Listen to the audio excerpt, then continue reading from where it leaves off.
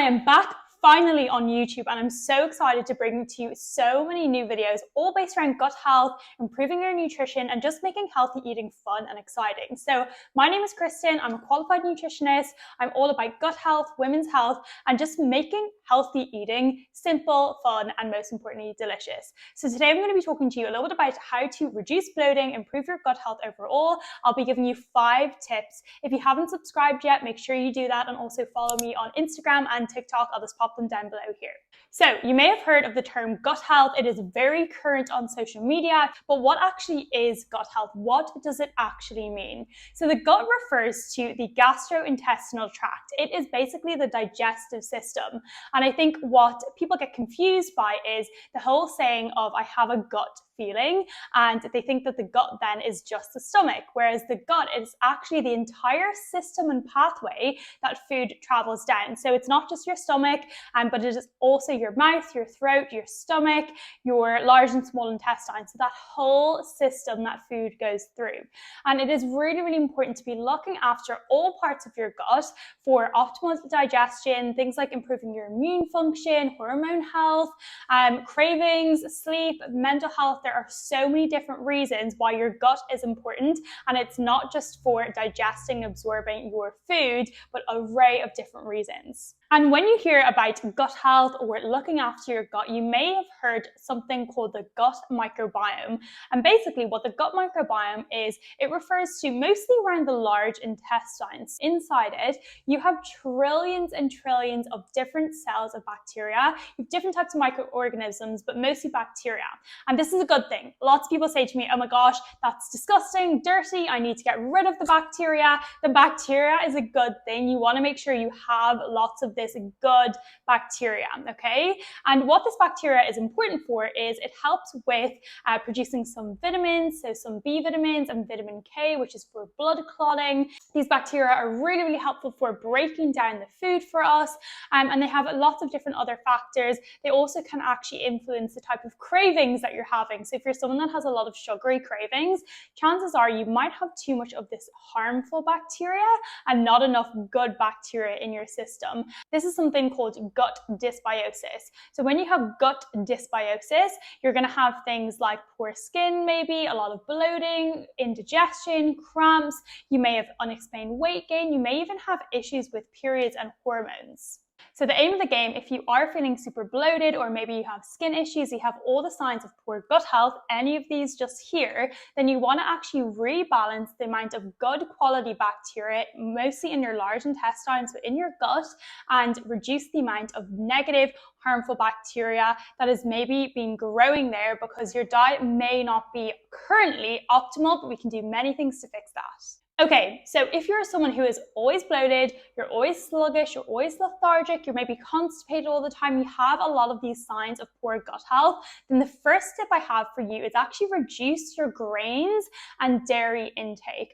I see with a lot of my clients when they're eating a lot of these type of foods and a lot of dairy, it's causing them lots of gas buildup, sluggishness, constipation, a lot of inflammation around the lining of their gut and in their intestines, and that leads them feeling like they have a lot of acid reflux, very uncomfortable, they have constipation, or maybe they have the opposite way where they're going to the toilet and their stools are very loose. So either way, I recommend you just have a look, in particular your gluten intake, but also your grains intake, and actually switch out maybe some of those for healthy whole food carbohydrates, so sweet potato, different fruits and vegetables. And if you feel like you have an issue with when you eat a lot of vegetables, especially a lot of high fiber vegetables, you get very bloated, you get very uncomfortable, and you actually get more constipated, then what you can do is actually making sure when you're eating vegetables, especially with the skin on, that you're actually cooking them, steaming them, boiling them, just cooking them lightly to break down the fibers a little bit, make them a little bit more softer, also maybe a little bit more palatable, easier to enjoy, and you feel like it's just easier for your digestive system to kind of move that food through. And with dairy, dairy, the reason why I recommend a lot of people, especially if you've got gut health issues, a lot of bloating, to remove dairy or just take it away for maybe even 3 to 4 weeks and just see how you feel, is because dairy is quite mucus forming. So it can cause a lot of mucus buildup in your system if you don't have the correct amount of enzymes to break down dairy products. Then you're going to see a lot of bloating, a lot of indigestion. You're going to feel a little bit uncomfortable. So I recommend you can do something like an elimination diet for 3 to 4 weeks. Remove some common triggers like dairy, gluten, alcohol, soy even out of your diet, and then slowly reintroduce them back in. And then that can help you identify what is actually triggering you the most and what you maybe need to avoid in your diet or just reduce your intake of. So tip 2 is reduce your coffee intake. I know people are going to shoot me for saying this, but reduce your coffee intake and increase the amount of water you are drinking.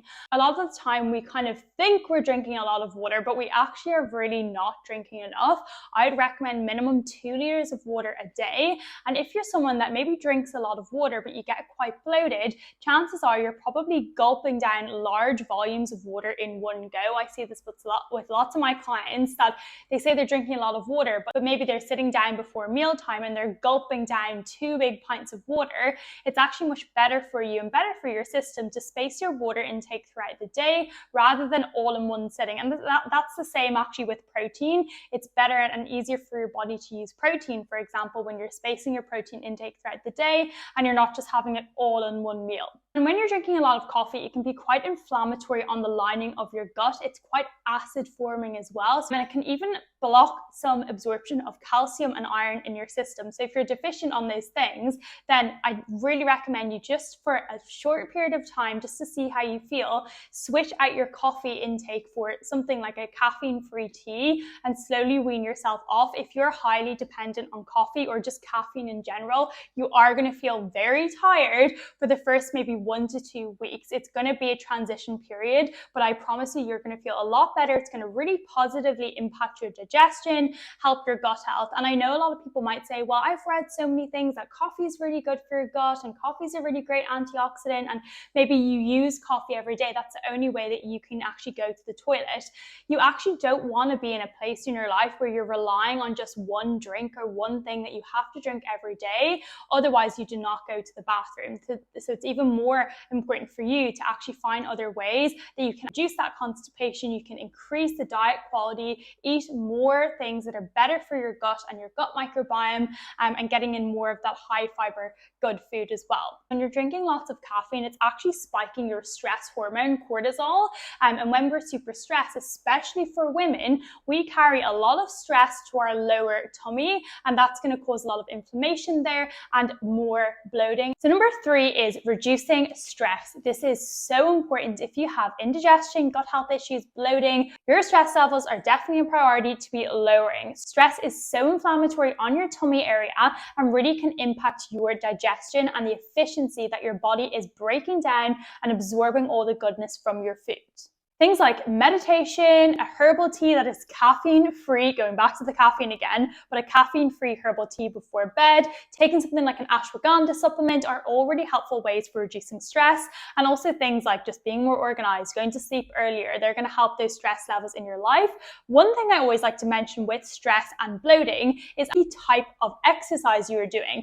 If you're someone who is highly stressed in your job or your everyday life, and then you're going to the gym and you're doing HIIT workouts of 5, 6, even 7 days a week, or you're doing a lot of CrossFit, or you're going to the gym, you're doing really heavy workouts and weightlifting, and you're not doing much low intensity workouts, this can actually be one of the triggers for your bloating. I've seen so many of my clients come to me, they've been doing a lot of CrossFit, a lot of heavy HIIT type of activity, and we've actually switched out just some of those sessions in the week for low intensity workout sessions like Pilates, yoga, just going on a long walk, listening to a podcast, and it has made such a difference to not just their digestion and bloating, but also things like their fertility and their hormone health as well. So if you're someone who does a lot of gym work, then switching out some of that HIIT work and lots of heavy pushing yourself all the time for low intensity exercise where you're still getting a workout in, you're still moving your body, but it's less intense, is so much better for you. Number 4 is stop eating fake Foods. There are so many different brands of foods out there, like low calorie this and 0 calorie this and 0 calorie sugar syrups and all this sort of stuff, and all these protein bars, all these type of fitness foods. And I really kind of blame personal trainers, especially on the internet right now, for a lot of the foods and the diet quality that we're eating. It is so important for you to be just getting back to whole foods. Stop trying to get low fat this and 0 calorie this and using artificial sweeteners. Artificial sweeteners are actually one of the worst things for your gut microbiome. So just getting back to whole foods, healthy foods, fruits and vegetables, nuts, seeds, legumes, lean meats, fish. Those are the types of foods you're eating. And if you are taking supplements, make sure you are picking clean supplements that are not filled to the brim with all these artificial colorings, flavorings, artificial sweeteners, and all of just that nasty stuff that you just do not want in your body. And number 5 is, this is actually really important. This is probably one of the most important tips I can give you, is how you're eating your food. I see so many people every single day when I'm out in public, out in restaurants, walking around town, and people are on the go. They're rushing around and they're trying to wolf down their lunch as they're running around, or maybe at meal times they're sitting down and they're on Netflix, or they're on their phone, or they're doing emails, or they're sitting at their desk at their job and they're trying to eat their lunch or their dinner at the same time. When you're doing this and you're distracted and you're not present, or you're trying to rush your meals, you're not chewing your food properly. And when you're not really chewing your food properly, you're not breaking it down, it's really hard for your system to kind of process this. It's a lot of extra work. You're going to get a lot of cramping, bloating, indigestion, even things like acid reflux. It is so important, if you want to be less bloated, to be chewing your food properly, breaking it down, and taking your time when you're eating your food. Stop rushing. Use meal times as time for like meditation, where you have 15, 20, 25 minutes of just being present on the food that you're eating. You're not doing anything else. You're not watching Netflix. You're not trying to do a million emails. You are just being present. You're taking your time and you're really enjoying your food. So that is my 5 tips for today. Make sure you subscribe, like this video, share it with someone who needs to watch it, and make sure you also follow me on TikTok and Instagram. I will pop my recipe ebook below with a little discount code for you guys as well. And I will see you all next time.